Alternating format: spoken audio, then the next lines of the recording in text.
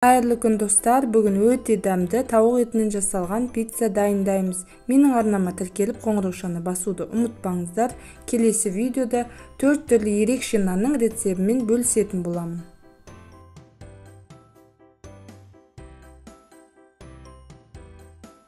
Алдымен пиццаның қамырын дайындаймыз. Оның үстіне аштығы мен қамыс қантын қостым. Кез келген қант қоса берсеңіздер болады. Басқа жеріне тұз қосып, жылы су қосып, жақсылап араластырамыз.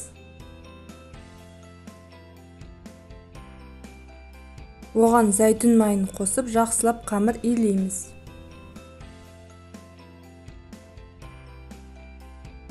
Илеп болған қамырды ыдысқа салып, бөлме температурасында жарты сағатқа қалдырамыз. Соус жасауды бастаймыз. Қызанақтың барлығын осылай екі жерінен кесіп, үстіне ыстық су құйып, қақпағын жауып 10 минутқа қалдырамыз. Ашыған қамырды тағы бір илеп 5 бөлікке бөлеміз. Әр қамырды 280 граммнан өлшейміз. Қамырдың үстіне осылай зәйтүн майын құйып, бетін жауып, тағы да жарты сағатқа қойып қоямыз.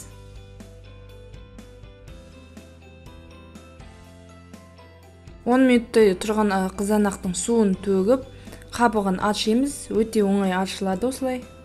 Қабығын ашып болғаннан соң блендерге салып, жақсылап еземіз.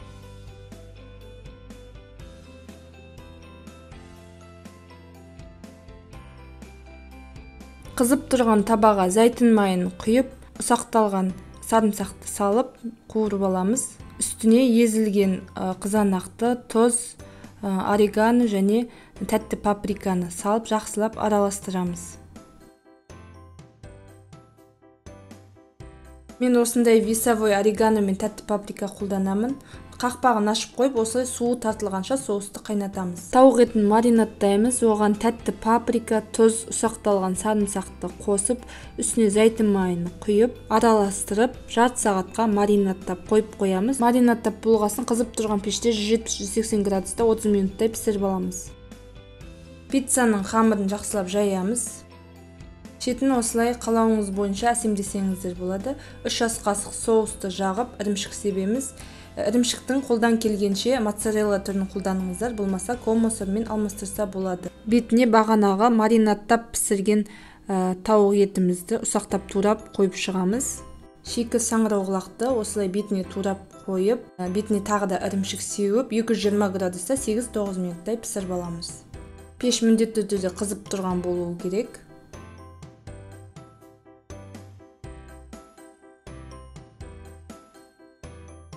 Мінекей пиццамыз дайын. Менің арнамда бұдан да басқа көп пиццалардың рецебі бар. Каналыма тіркеліп, қоңыраушаны басып қойыңыздар. Алдағы уақытта осындай көп жаңа рецепттермен бөлісіп отырамын. Жаңа видеода кездескенше астарыңыз дәмді болсын.